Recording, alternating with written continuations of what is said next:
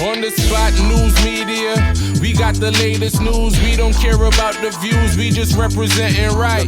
Put local news internationally every night. On the spot, wave that Jamaican flag from left to right. Let's get it right, y'all know the type. We ain't dealing with the hype. We make it take flight. Yeah man, my viewers and subscribers, what one. A blessed and wonderful Monday evening to each and every person out there tuning into On The Spot News Media. Now, my peeps, I don't know how we do it over on this side. So we have a few stories to share with you, the regular members of Chan Public and also members of the diaspora. So please, like the video, share the video, watch the entire vlog so you can get a full understanding and a better appreciation of everything we're going in a Jamaica. So watch this now, my peeps. We're going to kick it off with an updated story where these four presently on your screen said to be of one family that lost their lives on the PJ Patterson Highway a few days ago. Now it is stated that 11 people were aboard the ill-fated Probox, and authorities are now warning against overloading. So we're going to hear from the Vice Chairman of the National Road Safety Council, the NRSC, that's Dr. Lucen Jones, who is warning taxi operators and other drivers not to overload their vehicles. His warnings follows a fatal collision on Sunday morning that took the life of these four. Their lives were snuffed away during that incident involving two motor cars, a Toyota Probox and a Mercedes-Benz SUV. According to the police, there were about 11 people stuffed in the one Probox.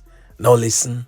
The revelation coming out of the awful crash last night that 11 persons were in one Probox. Not sure it was a taxi or not, but that is absolute madness and certainly illegal. Cars are licensed to carry at most 5 persons. I don't think it changes whether or not it is a private motor vehicle or it's a taxi. You're not supposed to have more than 5 persons inside. So to have 11 persons inside a taxi or a motor car is courting disaster, to put it mildly. And that disaster manifested itself in the crash yesterday.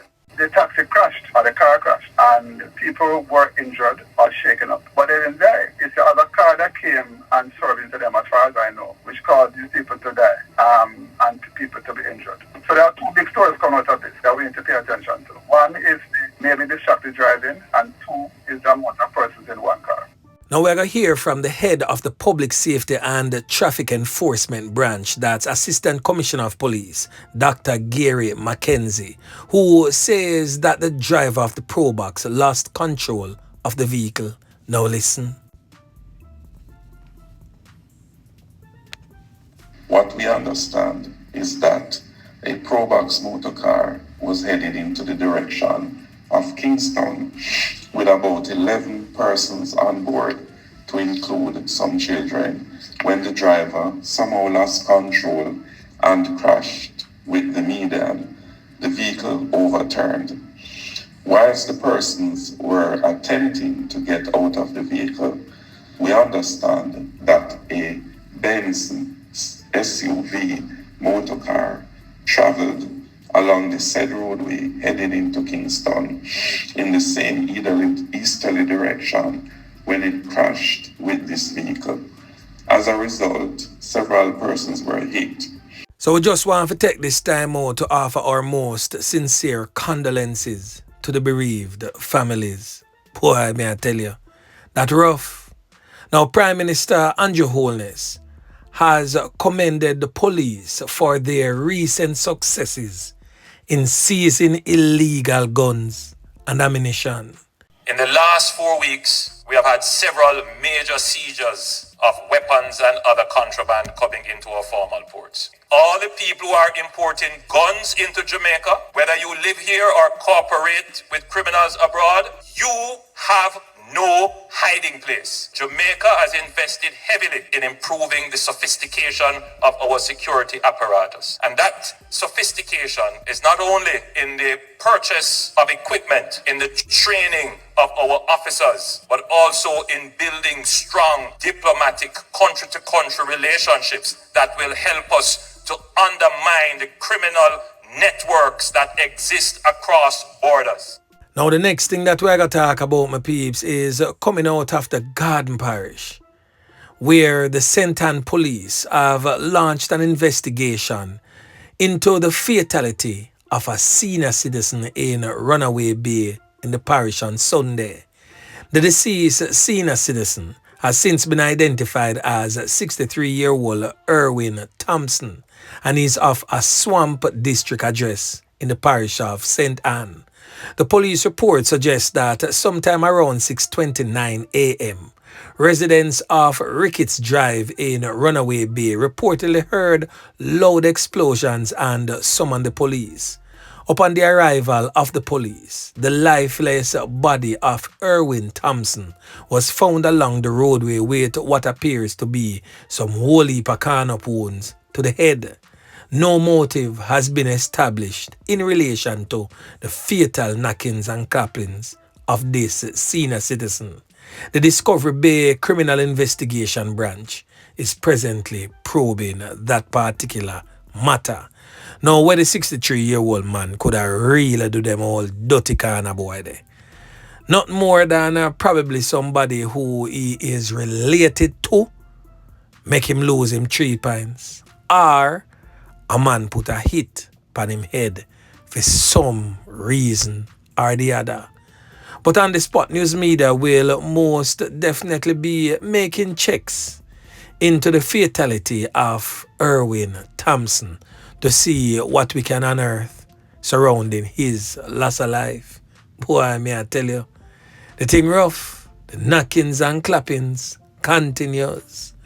Now, the last thing that we're going to talk about, my peeps, is an international story where the Antiguan jury convicts a man for taking the life of a Jamaican woman. So an 11-member jury in Antigua on Friday convicted a 40-year-old man who is said to be an Antiguan, identified as Shawn Mussington, for taking the life of a Jamaican hairdresser identified as Simone Whyte Barrington. This particular incident took place nearly 5 years after she was knifed up repeatedly so at our workplace in the capital of Antigua. So the Jamaican woman Simone Whyte Barrington's life was taken on the 14th of November in 2020. The court heard that she was repeatedly knifed up in the chest by the Antiguan man identified as Shawn Mussington, who had earlier testified that he had been abused by her and blamed alcohol for his actions. The court also heard that on November 3rd of 2020, less than 2 weeks before she lost her life, Miss Whyte Barrington had filed a report to the police in which she said that Mussington had threatened to take her life and also take his life. So the jurors were also shown pictures of the crime scene with the blood-splattered wall and the bloody floor of the veranda.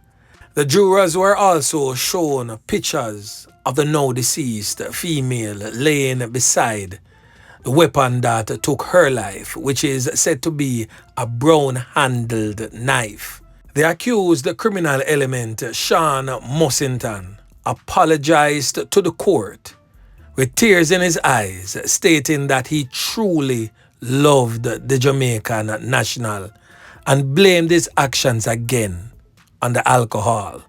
So he will remain in custody until his sentencing date. Boy, may I tell you, the thing rough. But anyway, my peeps, remember to like, share, subscribe to the channel, stay tuned to On The Spot News Media as I continue to bring you fresh news and updates in subsequent newscast. On The Spot News Media. Yeah, man.